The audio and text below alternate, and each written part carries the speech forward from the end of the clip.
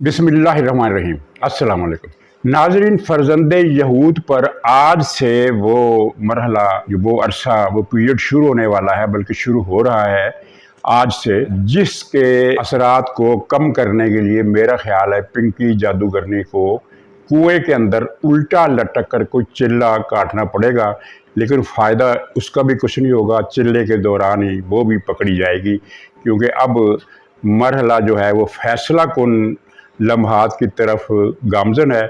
और हमारी जो तवक्कुआत होती हैं कि इतनी जल्दी तेज़ काम हो जाए, उस तरह तो काम नहीं हो रहा, लेकिन एक तदरीज और एक आहिस्तगी और एक बहुत अच्छी वेल प्लान्ड स्ट्रेटजी के तहत मामला आगे बढ़ रहा है।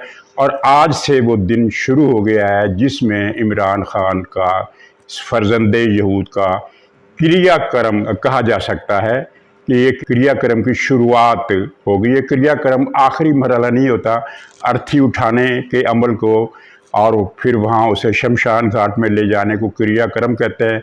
आखिर में उसको आग दी जाती है और फिर वो ये सारा मरहला तय होता है। तो इस तरह ये चीज़ शुरू होगी। और दूसरा हमारा जो अहम मौजू है वो है मौलवी अब्दुल जंगवी ने कनाडा में एक नया मज़हब बना लिया है और अपने पैरोकारों को यहूदियों का जो रवायती डांस है, आप यूट्यूब पर सर्च कर सकते हैं, उनका एक ट्रेडिशनल डांस है, सबसे ज़्यादा पॉपुलर उनका डांस, जिस तरह पंजाबी में भंगड़ा सबसे मकबूल डांस है, इसी तरह यहूदियों का सबसे अहम, कदीम, तारीख़ी और मुक़द्दस और मकबूल तरीन जो डांस है उसको होरा कहते हैं, HORA। यूट्यूब पर आप इस डांस की फिल्में देख सकते हैं। तो उस हुरा की इसने कॉपी की है और कॉपी करके अपने मुरीदीन से कहा है कि ये डांस करो। और सुना गया है कि वहाँ ये इस नए मज़हब में ये अक़ीदा फैल गया है कि इस डांस में शिरकत करने के बाद हज की ज़रूरत नहीं रह जाती। तो इस पर भी मुख्तसर बात हो गई। लेकिन इसके साथ ही प्रोजेक्ट इमरान के तहत लाए गए तीनों मौलवियों का जिक्र होगा कि किस तरह फिर एक मौलवी ने दूसरे मौलवी को उड़ा के रख दिया। ये बड़ी दिलचस्प कहानी है, अगर तफसील से बयान की जाए तो आधा घंटा भी इसके लिए कम है, लेकिन मैं कोशिश करूँगा कि 8-10 मिनट में इसका आपको खुलासा पूरे मरहला वार सरसरी जायज़ा एक लेकर बता सकूँ। तो नाज़रीन, क्रियाक्रम ये है कि आज से तोशा खाना का जो केस है उसकी आज से रोज़ाना समाअत शुरू हो रही है। और ये कल भी समाअत हुई थी, लेकिन आज से बाकायदा समाअत। और उसमें फिर ये तय किया गया है कि इमरान खान ने जो प्लान किया है कि वकील किसी न किसी मरहले पर जज के गले पड़ जाएगा और एक नया रौला पड़ जाएगा और उसमें ये तोशा खाना का केस दब कर रह जाएगा। ऐसा नहीं होने दिया जाएगा, क्योंकि उनको भी मुखबरी हो गई है, जिन्होंने एहतियाती इक़दाम उठा लिए हैं। जज के गले पड़ने की कोशिश नाकाम बना दी जाएगी।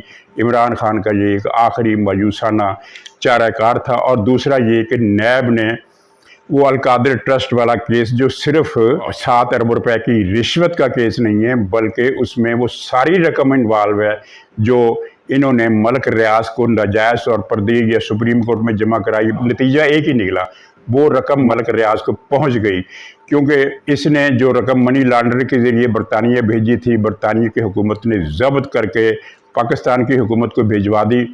पाकिस्तान की हुकूमत ने बजाय ये कि उसे कौमी ख़जाने में जमा करती, उसे सुप्रीम कोर्ट में जमा करा दिया। सुप्रीम कोर्ट ने हुकूमत की मिली भगत के साथ वो रकम उस जुर्माने की मद में एडजस्ट कर ली जो मलक रियाज को किया गया था। जो जुर्माना बहुत मामूली था, इसने कम से कम अगर 50 अरब रुपया इसको जुर्माना होता तो वो भी कम था। लेकिन खैर ये सारा केस जो है ये सिर्फ 7 अरब रुपए की इराजी का नहीं है। पिंकी पीरी ने एक नशियात के अड्डे के तौर पर एक इमारत बनाई जिसका नाम इन लोगों ने अलकादिर रूहानियाती यूनिवर्सिटी रखा था। तो खैर ये केस भी इमरान खान को, फ़र्ज़ंद यहूद को पेशी का हुक्म दे दिया गया। 2 बजे इसकी पेशी है, इसे अदालत में पेश होना पड़ेगा। और इसे हुक्म दिया गया है कि वो अपने साथ मुल्की और गैर मुल्की जायदादों की पूरी तफसील लाए। इसमें शौकत खानम हस्पताल का तफसील भी लाए, जहाँ सुना है कि मनी लॉन्ड्रिंग का अड्डा है और जहाँ यहूदियों की ख़तरनाक दवाओं के तजर्बे होते हैं मरीज़ों पर। तो ये सारी चीज़ें जो है ये इमरान खान के लिए बदशगुनी की इंतहा है जो कुछ हो रही है। और फिर ये नैब का केस भी चलेगा, और जैसा कि मैंने कहा था और जैसा कि हमें मालूम हुआ था कि ये दोनों केस 1 से 1.5 महीने में निमट जाएंगे। दोनों केसेस में इमरान खान को सज़ा होगी, पिंकी जादूगरनी को सज़ा होगी। मलक रियाज का मसला फिर बाद में अलग से देखा जाएगा। और ये जो मलक रियाज वाला केस है, इसमें 2 प्रेस कॉन्फ्रेंसें भी मुतवक्को नहीं बल्कि होनी हैं। एक तो आज़म खान के ज़रिए कराई जाएगी, और आज़म खान जिनके पास है सबको पता है, और ये इसके साथ जो कुछ हुआ है इसकी और इसके अहले खाना की मर्ज़ी से हुआ है। ये मर्ज़ी से हुआ है, ये जबरी लापता नहीं किया गया, ये मर्ज़ी से हुआ है। यूँ समझ लीजिए कि इसकी दरख्वास्त पर इसे सेफ हाउस में रखा गया है। आज़म खान की अपनी दरख्वास्त पर उसे सेफ हाउस में रखा गया ताकि जब वो मरहला आएगा प्रेस कॉन्फ्रेंस का, जब मरहला आएगा उसमें गवाही देने का, तो ये आसानी से उसको वहाँ अदालत में प्रोड्यूस किया जा सके। तो ये दोनों केस जो हैं इमरान खान के लिए बड़ी मुश्किल है, बहुत मुश्किल सूरत हाल का तकाजा करते हैं, और बड़ी परेशानी का इसके लिए और इसके हवास उड़े हुए हैं इन दोनों केसेस की बुनियाद पर। तो आज हम देखेंगे कि किस तरह ये मलक रियाज वाले केस में नैब के अंदर पेश होता है, ये नहीं पेश होता, क्योंकि इसकी अब तक की ये प्लानिंग थी कि मैंने पेश नहीं होना नैब के किसी केस में। नैब की इसने किसी हदायत का सही जवाब नहीं दिया, उल्टे पुल्टे जवाब दिए, और अब इसे पेश होकर दू बदू सवालों का सामना करना पड़ेगा। और ये इसके लिए, इसके हामियों के लिए बड़ा एक तशवीशनाक मरहला है। और ये वो मरहला है जिसके ना आने के लिए पिंकी पीरनी ने बहुत सारे चिल्ले किए, और अब मुझे लगता है कि इसको एक वो चिल्ला करना पड़ेगा जिसे काले भैरों का चिल्ला कहते हैं, कि किसी शमशान के अंदर एक गड्ढा खोदना पड़ेगा, कोई 8-10 फुट गहरा, यानी कुआं कह ले कि कुआं ही खोदना पड़ेगा। उस कुएं के ऊपर एक लकड़ी का वो जो लट्ठा होता है वो बिछाना पड़ेगा, और उस लट्ठे से उल्टा लटक कर काले भैरों की माला इसे जापनी पड़ेगी, यानी उसका लंबा जाप करना पड़ेगा। 40 दिन का चिल्ला है, और ये चिल्ला कामयाब हो जाए तो इमरान खान की रिलैक्सेशन के 1% इम्कान हैं, लेकिन ये 1% इम्कान इसलिए मुमकिन नहीं है नाजरीन के इसी दौरान पिंकी पीरनी की भी बारी आ जाएगी। पिंकी पीरनी ने कमाल कर दिखाया है, उसने जो वारदातें की उनके सबूत भी मिल गए हैं।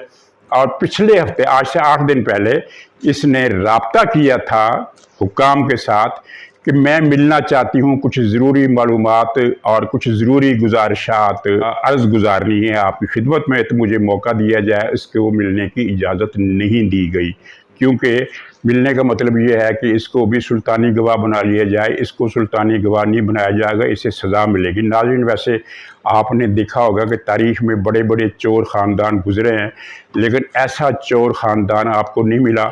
इमरान खान खुद चोर, इसकी बीवी चोर, इसकी बीवी की सारी सहेलियाँ चोर। इमरान खान ने जितने सियासतदान अपने गिरद इकट्ठे किए वो सब के सब चोर। वो शहरयार अफरीदी चोर, वो अली मोहम्मद खान दुरूद शरीफ पढ़कर झूठ बोलने वाला वो चोर, कासिम सूरी चोर, असद कैसर चोर, लाहौर में मियाँ असलम इकबाल चोर, एजाज चौधरी चोर, वो शीरी मज़ारी जो PTI में शामिल होने से पहले भी इसराइल की एजेंट थी, वो भी चोर। उसने अपने इलाके में नाजायज़ ज़मीनों पर कब्ज़ा किया हुआ है। इमरान खान की दोनों बहनें चोर। एक बहन के बारे में पता चला है कि उसने सरगोदा के इलाके में भी सैकड़ों किनाल अराजी नाजायज़ अपने कब्ज़े में की हुई है। किसी और की राजी थी, इसने जालसाजी से वो चुरा ली। और इनकी जायदादें दोनों बहनों की, जो आप सब जानते हैं कि अमेरिका और दुबई में इनकी मालियत अरबों रुपए में है, दसियों अरब रुपए में। और वो सारी जायदाद दरअसल इमरान खान की चोरी की हुई रकम से वो बनाई गई है, यानी इमरान खान की जायदाद है। कागजात पर इन दोनों चोरियों के नाम दर्ज है। अच्छा, सिर्फ सियासतदान ही चोर नहीं, बल्कि ब्यूरोक्रेसी में भी इमरान खान ने जिसको अपने साथ मिलाया वो भी चोर। ये आज़म खान देखें, वो भी चोर। ये इसको प्रिंसिपल सेक्रेटरी था। और वो फैज़ हमीद, वो भी चोर, क्योंकि वो इस मलक रियाज वाला स्कैंडल में उसने भी बड़ी रकम का हिस्सा वसूल किया। इसका पहला यार था इन मातहत जनरलों में वो आसम बाजवा, वो भी चोर। और ये बिज्जू बाजवा खुद चोर, इसने भी बहुत बड़ी बड़ी चोरी की वारदातें की हुई हैं। यानी ब्यूरोक्रेसी में से जो इसके पास मिला वो भी चोर। फिर मुल्लाओं में से जिसने इसका साथ दिया वो भी चोर। वो तारक जमील को देख लें, कितना बड़ा चोर निकला। اور بلکہ میں تو کہتا ہوں کہ اس کے ساتھ جس نے بھی ہاتھ ملایا وہ چور ہے، اور اگر وہ ہاتھ ملانے سے پہلے چور نہیں تھا تو ہاتھ ملانے کے بعد چور ہو گیا۔ یہ ایک ایسا عجیب و غریب فنامنا ہے جسے عقل سمجھنے سے قاصر ہے کہ آخر کس طرح اس مقناطیس نے یہ فرزند یہود کے پاس ایسا کون سا مقناطیس ہے کہ جو بھی چور ہے، ڈکیت ہے، اٹھائی گیرا ہے، ہم جنس پرست ہے، جنسی طور پر پرورٹ ہے، بد کردار ہے، بد گفتار ہے، بد کردار ہے، ملک سے غیر وفادار ہے، وہ کھنچتا ہوا اس کے دامن میں جا کر بندھ جاتا ہے۔ تو اب یہ عسکری قیادت کی کوششوں اور حالات کے نتیجے میں یہ مقناطیس ٹوٹا ہے اور یہ کنٹھ مالا بکھر گئی ہے، تو اب حالات بھی بدل گئے ہیں۔ تو ناظرین، یہ تو خیر عمران خان کا ایک مشکل مرحلہ جو آج سے شروع ہو رہا ہے۔ اب مولوی عبدالشکور لکھنوی، آپ جانتے ہیں کہ پروجیکٹ عمران کے تحت 3 مولوی لانچ کیے گئے تھے۔ ایک یہ مولوی عبدالشکور جھنگوی، اور دوسرا وہ مولوی فسادی لاہور والا جو فوت ہو گیا ہے، اور تیسرا مولوی یہ تلمبے والا طارق جمیل۔ اچھا، اس نے کینیڈا میں بہت ہی شاندار رہائش گاہیں وسیع ہو رہی سینکڑوں کنال پر پھیلی ہوئی اس نے خریدی ہیں، اور ان میں اس نے جنت شداد بنائی ہوئی ہے۔ دنیا بھر میں دل بستگی کا جو بھی ساز و سامان دستیاب ہے یا بنایا گیا ہے وہ اس کی رہائش گاہ میں موجود ہے، اور اب یہ پاکستان نہیں آ رہا۔ وہ پاکستان کو اس نے امراً پاکستان سے لا تعلق اختیار کر لی ہے، اس کی وجہ اسی پروجیکٹ عمران کے ایک حصے سے ہے۔ تو بہرحال اس نے ایک نیا ڈانس شروع کیا جس میں کچھ درود شریف کے کلمات بھی شامل کیے گئے۔ یہ بذات خود ایک توہین ہے، لیکن کچھ اور کلمات ہیں عربی میں، وہ ایک ترانہ سے بنایا ہے، وہ گاتے ہیں۔ لیکن اس کی خاص بات 2 ہے۔ ایک تو یہ ہے کہ ان کے مریدوں کا اعتقاد ہے کہ یہ کرنے کے بعد پھر حج کی بھی ضرورت نہیں، اور دوسرا یہ ہے کہ یہ یہودیوں کے ڈانس ہورا کا چربہ ہے۔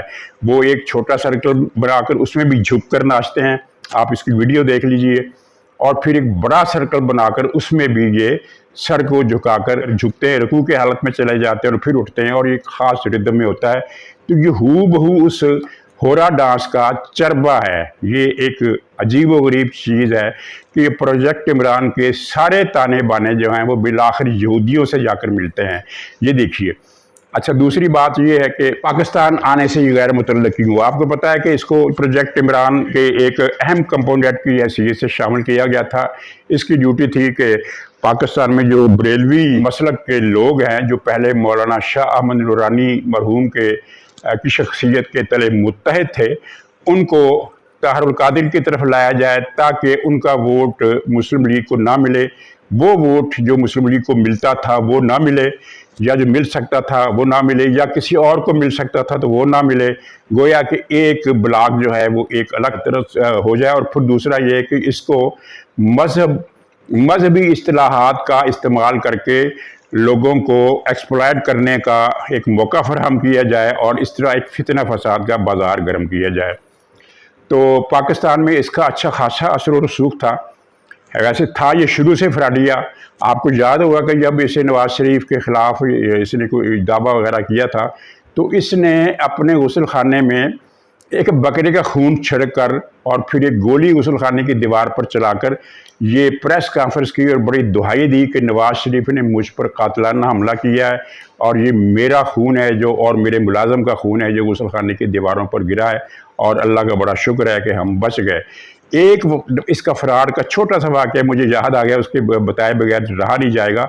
ایک مرتبہ یہ سعودی عرب گیا اور وہاں اس نے جدہ ایئرپورٹ سے 7 گھڑیاں خریدی، اور پھر جہاز پر بیٹھنے سے پہلے اس نے ٹیلی فون کیا کہ میں اتنے بجے لاہور ایئرپورٹ پر پہنچوں گا، تو ان 7 صحافیوں کو، جرنلسٹوں کو بلا لیا جائے۔ میں نے وہاں ایک پریس کانفرنس مختصر سی کرنی ہے، اور ان صحافیوں کو بلا لیا۔ جو 7 صحافی بلائے گئے تھے ان میں سے ایک صحافی تھے رؤوف طاہر مرحوم۔ تو انہوں نے بتایا کہ طاہر القادری نے کہا کہ میں آپ سب کے لیے گھڑیاں لایا ہوں تحفے میں، سب کو ایک ایک گھڑی دی۔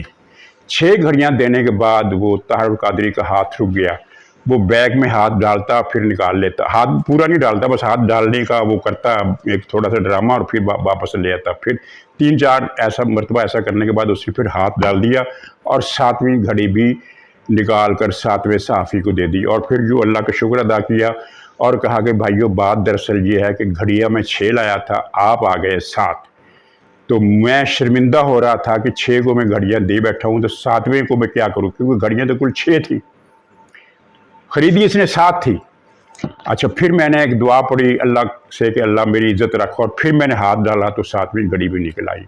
اب وہ جرنلسٹ تھے، وہ تو ایسے ڈھگوسلوں میں نہیں آتے، وہ عام آدمی ہوتا تو اس نے کہا تھا واہ پیر صاحب کی کیا کرامت ہے، پیر صاحب کیا پہنچے ہوئے ہیں۔ تو ایمنی گواہ جو وہ بھی ایک صحافی تھا، اس نے جدہ میں یہ بتایا کہ میرے سامنے مولوی صاحب نے 7 گھڑیاں خریدی تھی، ان 7 گھڑیوں کو اس نے آ کر 6 بتایا، اور 7ویں کو اللہ تعالیٰ کی طرف سے معجزہ قرار دیا۔ یہ ایسا فراڈیا تھا شروع دن سے ہی۔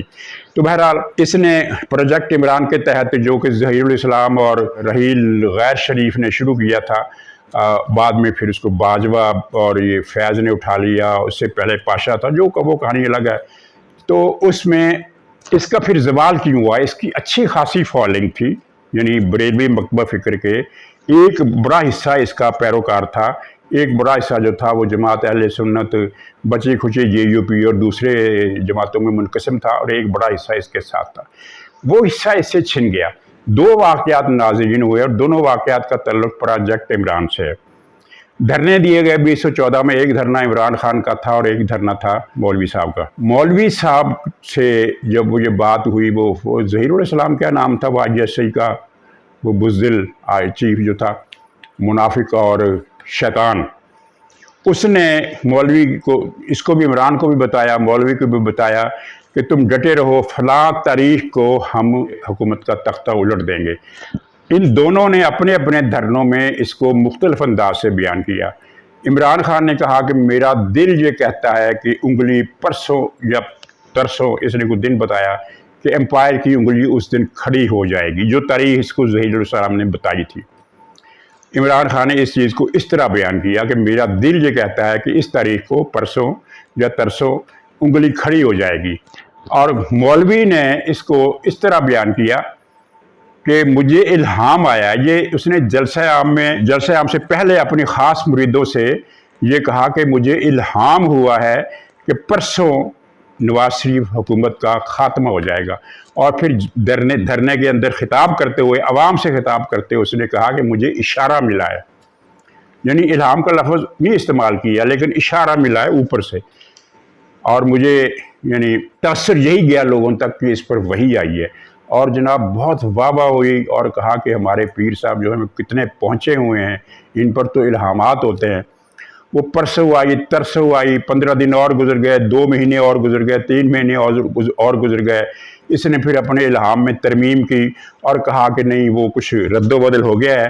تو اب مجھے جو اوپر سے بشارت ہوئی ہے وہ یہ ہے کہ اگلے 5-6 دن میں قصہ پاک، اور اس نے پھر یوں ہاتھ ہلا کر گا کر یہ بتایا کہ 5ویں یا 6 دن نواز شریف کی حکومت کا قصہ ختم۔ مریدوں نے ایک بار پھر اعتبار کر لیا، وہ بھی نہیں ہوا، اس کو دھرنا اٹھانا پڑا، پھر اس کے بعد عمران خان نے بھی دھرنا اٹھا دیا۔